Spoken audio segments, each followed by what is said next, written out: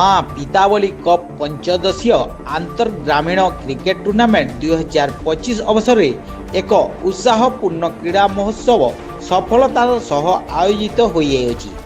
ଏହି ପ୍ରତିଯୋଗିତାଟି 10 ଡିସେମ୍ବରରୁ 14 ଡିସେମ୍ବର 2025 ପର୍ଯ୍ୟନ୍ତ ଚାଲିଥିଲା। ଏଥିରେ ଆଞ୍ଚଳିକ 16ଟି ଗ୍ରାମର କ୍ରିକେଟ ଦଳ ଅଂଶଗ୍ରହଣ କରି ନିଜ ନିଜର ଖେଳ କୌଶଳ ପ୍ରଦର୍ଶନ କରିଥିଲେ। ଫାଇନାଲ ମ୍ୟାଚ୍ରେ ବୁଢ଼ାକଣ୍ଟା ଓ ରାସନପୁର ଦଳ ମଧ୍ୟରେ ଭୟଙ୍କର ରୋମାଞ୍ଚକର ମୁକାବିଲା ଦେଖିବାକୁ ମିଳିଥିଲା।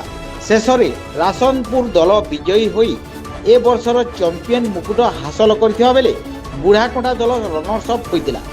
ବିଜୟୀ ରନର୍ସ ଅପ୍ ଦଳକୁ ଓ ରନର୍ସ ଅପ୍ ଚମ୍ପିଆନ ଦଳକୁ ଓ ରନର୍ସ ଅପ୍ ଦଳକୁ ପୁରସ୍କାର ରାଶି ସହ ଟ୍ରଫି ପ୍ରଦାନ କରାଯାଇଥିଲା।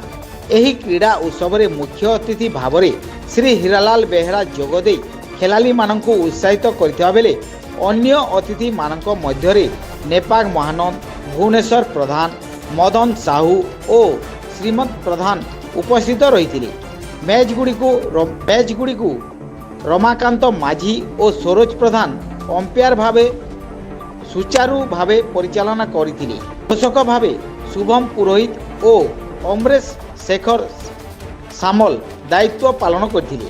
ଏହି ସମଗ୍ର କ୍ରୀଡ଼ା କାର୍ଯ୍ୟକ୍ରମକୁ MPCC କ୍ଲବର ସଭ୍ୟମାନେ ପରିଚାଳନା ଏବଂ ସହଯୋଗ କରିଥିଲେ, ଯେପରିକି ବୁଲୁ ଭୋଇ, ପ୍ରତାପ ନାୟକ, ଟିକୁନ, ସୁଶାନ୍ତ ପାଣ୍ଡେ, କୁଞ୍ଜ ବିହାରୀ ମିର୍ଦ୍ଧା ସହ ଅନ୍ୟ ସଭ୍ୟମାନେ ସଫଳତାର ସହ ଆୟୋଜନ କରିଥିଲେ। ଏହି ପ୍ରତିଯୋଗିତା ଯୁବକମାନଙ୍କ ମଧ୍ୟରେ କ୍ରୀଡ଼ାର ମନୋଭାବ, ଶିଷ୍ଟାଚାର ଓ ସାମୂହିକ ସମ୍ପ୍ରତିର ବିକାଶରେ ଗୁରୁତ୍ୱପୂର୍ଣ୍ଣ ଭୂମିକା ନିଭାଇବ ବୋଲି ଉପସ୍ଥିତ ଅତିଥିମାନେ ମତ ପ୍ରକାଶ କରିଥିଲେ।